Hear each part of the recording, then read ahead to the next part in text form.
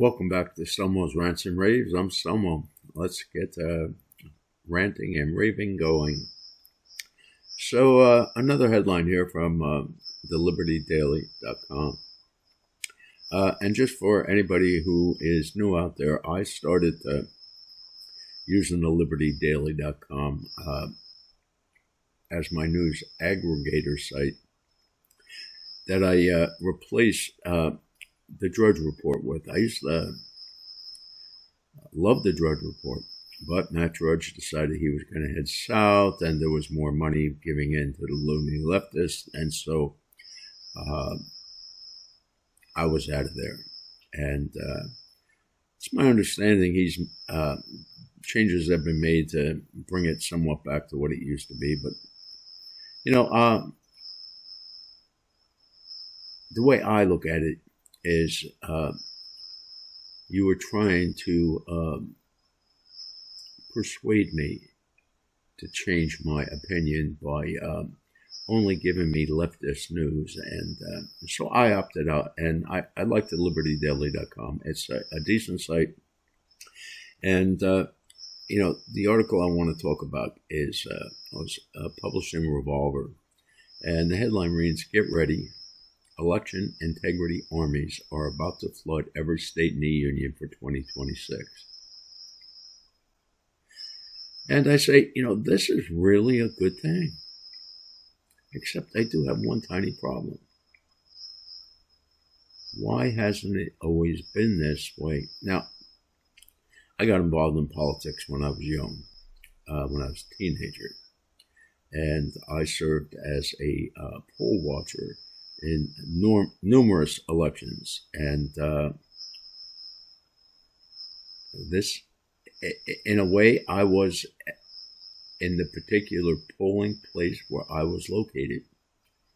I was the election integrity person there, or one of them, to follow what was going on and to report any misdeeds. And for the most part, that kept the elections fair and honest. And let me say, I want to point something out here. At the time when I was a poll challenger, there were the old voting machines, which were used up until about the presidency of George H.W. Bush.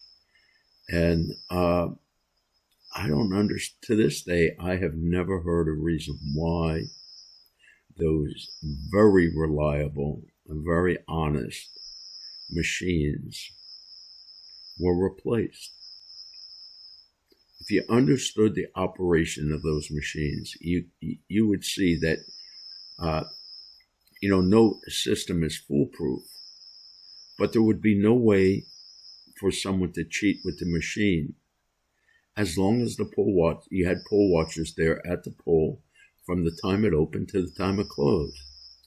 And back in those days, the only way that the Democrats cheated was through absentee ballots. And were they able to sway elections? I think it certainly had an impact. Being young and looking and starting to learn and understand the process. I talked to some of the older people, and I said, look, you all know there's this problem with the absentee ballots. Why don't you do something about it? And their answer was like, well, it really doesn't affect any elections, and it's not really important, and the battle is not really worth it. And I was always perplexed by this. But anyhow, somehow they allowed the great machines that had minimal problems. These machines didn't even require power. Yeah, they used power only for the light that would shine on the machine once it was opened up, and showing the people the various candidates. And they could pull down their levers, and then when they slide the lever to open the door, it resets everything and calculates, kind of works sort of like an automatic abacus. And at the end of the day, all they had to do was take off the back panel and read out the numbers by the columns. And I suppose that's another way that they could have cheated, but not with poll watchers there. So when I see this article, right, that's talking about election integrity armies, I don't understand why this hasn't been the norm right on through. And I do know that the Republican Party gave up in certain, I'll say inner cities and other areas where the Democrat to Republican ratio was so skewed that they decided not to put anyone in there. But I think that was always a mistake. And the reason it's a mistake is because, especially if a race is tight, you don't want one party being able to get perhaps tens of thousands of votes from areas where you didn't have poll challengers there. And they were would then be able to pull off a scam. And when I read this article, it talks about how the public has a dimming view of the integrity of our elections. I mean, they can see what's going on. They're not oblivious to it. What they don't see is really our elected officials, namely, let me call out Senator Thune from South Dakota, a rhino if ever there was one, and hopefully the good people of South Dakota primary this guy when his time comes, because he has the power to get the SAVE Act passed. He just doesn't want to get it passed. And, I never understood why Donald Trump supported Thune nor Johnson. I think both of them have worked against the president. But there's only so many battles you can win. And, in this case, I don't think the president should have had to take it to a battle. He could have, let's say, let's go with the speaker. He could have endorsed him for re-election as a congressman and said, hey, I'm going to leave it up to the caucus to decide who's going to be the speaker. And, he could have done the same thing with Thune. But instead, he had to announce his complete and total endorsement of these people. And now they're working against him, and that's a problem. How this plays out, I don't know. I don't have the answer.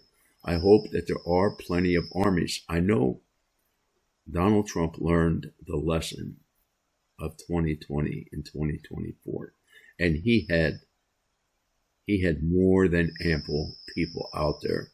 He had lawyers lined up in every jurisdiction ready to file whatever needed to be filed with the courts, on emergency hearings or motions or whatever the case may be. And as it turned out, it was, I think, one of the fairest elections we've had in like forever. And Donald Trump took away the one talking point that the Democrats have, even though they're still harping this talking point, and that is they believe elections for the presidency should be decided on the popular vote as opposed to the Electoral College. Well, Donald Trump won the popular vote in this last election. And I believe if you cut out all of the fraudulent and fictitious votes from the inner cities and these blue states, you would be surprised. I think everyone would be surprised how the political topography in this country would be drastically altered. Because, see, what I believe is, I don't believe, let's say, the people of San Francisco want their city destroyed like it's been destroyed. I don't think that they want their children having to be careful walking to school, that they're not stepping on either human excrement or used hypodermic needles. See, I don't think the majority of people want that.